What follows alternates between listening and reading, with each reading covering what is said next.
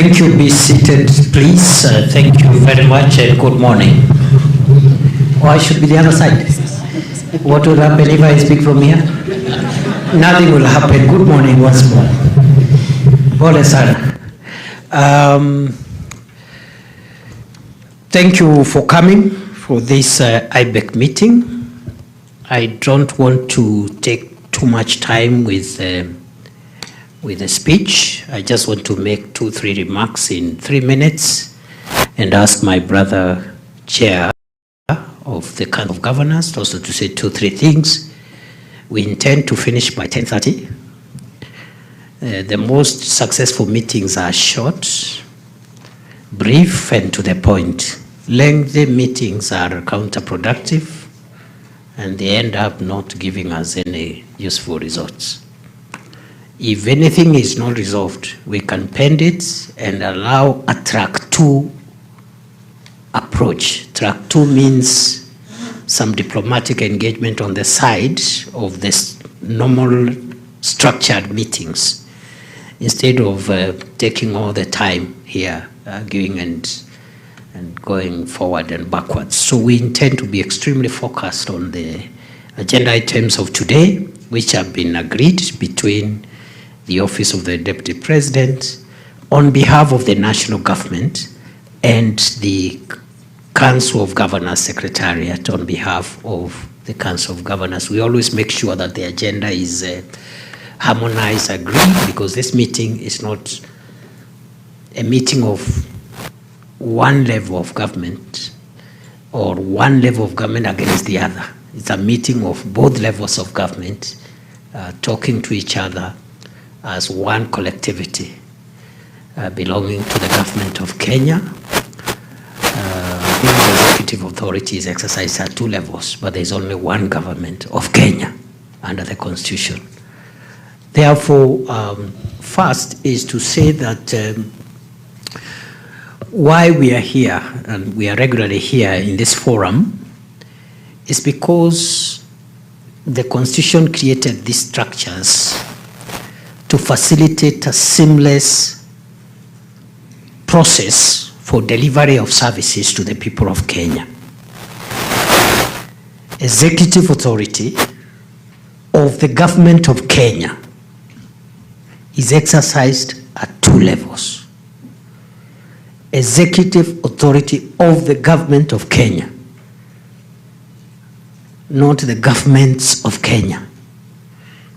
Executive authority of one government of Kenya is exercised in 2 levels: national level, national government level, and county governments level. So the Constitution goes on to say in Article 6(2) that this exercise of executive authority between the 2 levels or by the 2 levels will be processed, will be canvassed, will be executed through a process of mutual respect, consultations, and cooperation, not through conflict and competition. Yeah? Anybody perpetuating conflict and competition is undermining the Constitution of Kenya and is committing an offense. Mutual respect, consultations, cooperation.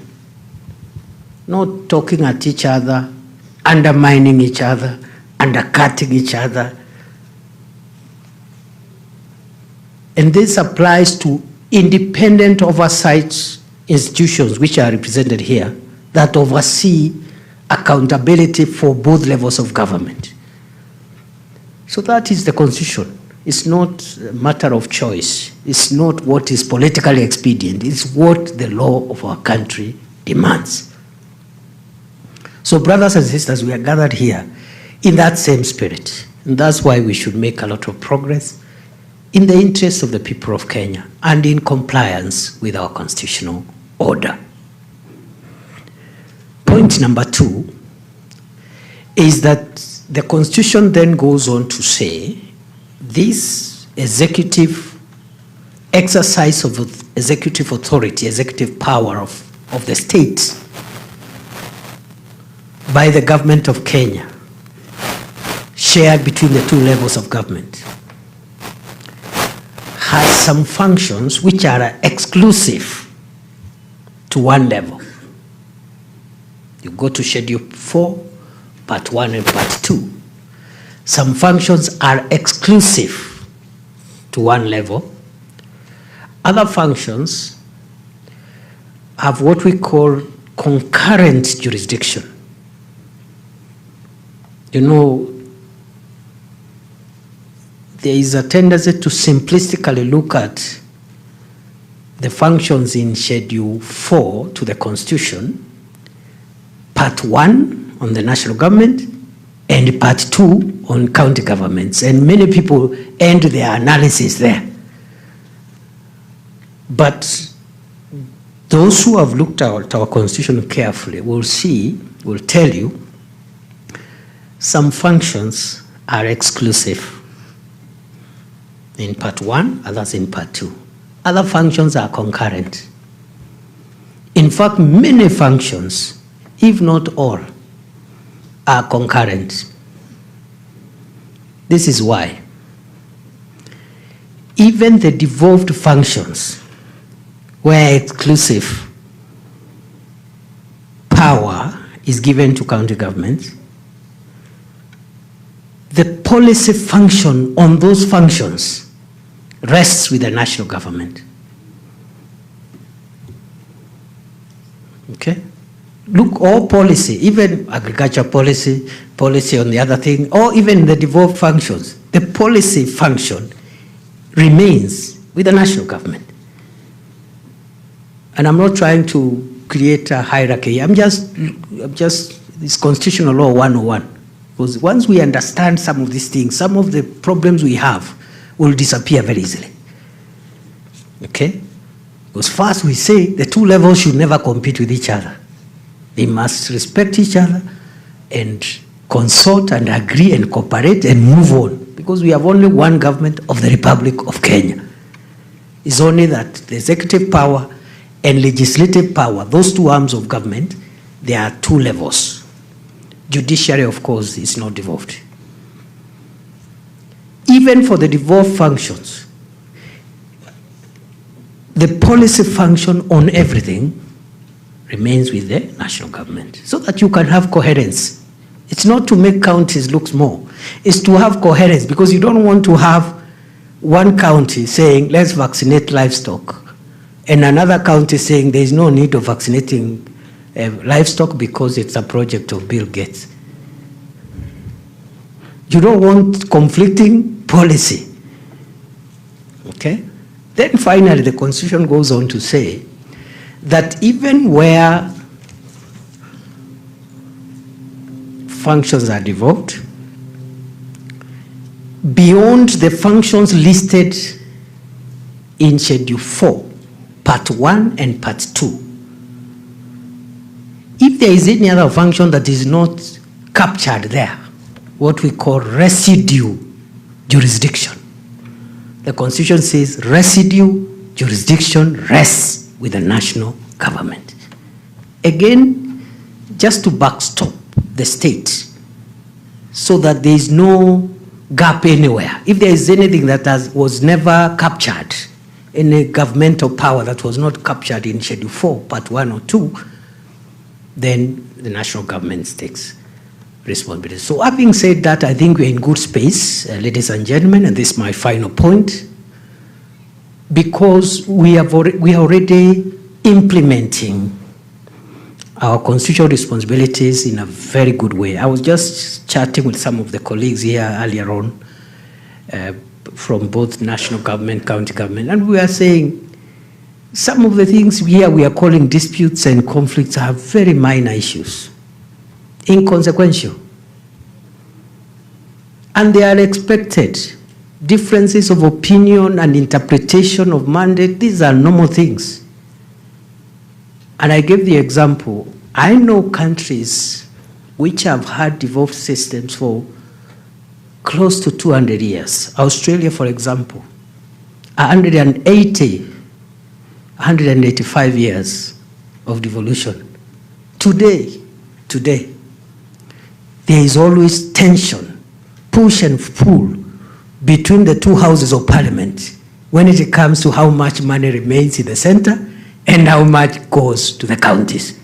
185 years later. So we are doing so well. Number two, I was telling the same colleagues that seeing where we have come for the last 15 years, those of us who are in town, and I see many of you here who were in town with us in 2013, 2014, including Eden Dwale, our CS for Health, who was my counterpart leader of the majority. He was the one, he was the House Majority Leader, I was the Senate Majority Leader, including my brother Mutahi were there. We were in town.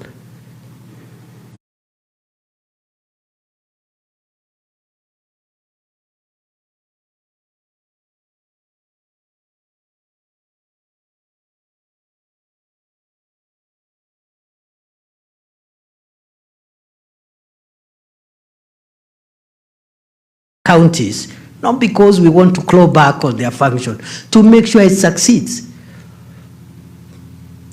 That's why, for example, the equipment program, we are not saying counties can, other leaving each county to just look for its own equipment. Some counties will succeed, others may not succeed, others will succeed earlier than others, and therefore, to avoid this, you have programs like the equipment program and other programs we are doing. Look at Taifa Care, for example. The political fight back and pushback against universal health care is reaching counties to fight this huge fight back alone. We in the national government are saying, let's take the flag. Okay? Let's take the flag. Because there are people here saying, oh, this thing cannot work. Oh, there's a problem here. And then allow universal health to be successful across the country. Enough people, we make sure there are drugs, we make sure there are equipment. Nobody has the capacity, even if they wanted, nobody has the capacity to roll back devolution. It is so strong, no one. That's on the agenda of the day. If there are any things that will not be quickly resolved, we will pack them and allow track 2 interventions between now and the next IBEC. Disbursements, I think we've done well. Just a month or so left. We might not give the June money before the financial year ends. We roll it over. We have a few other things around. We need to make a decision on county government additional allocations Act legislation, because it is delaying absorption of development partner funds. We need to look at how we can cut down on that legislative period, which is quite lengthy, and it is affecting service delivery by county governments and the other things that will be raised. But please don't worry. When you see differences of opinion, it's just normal, and we are doing extremely well.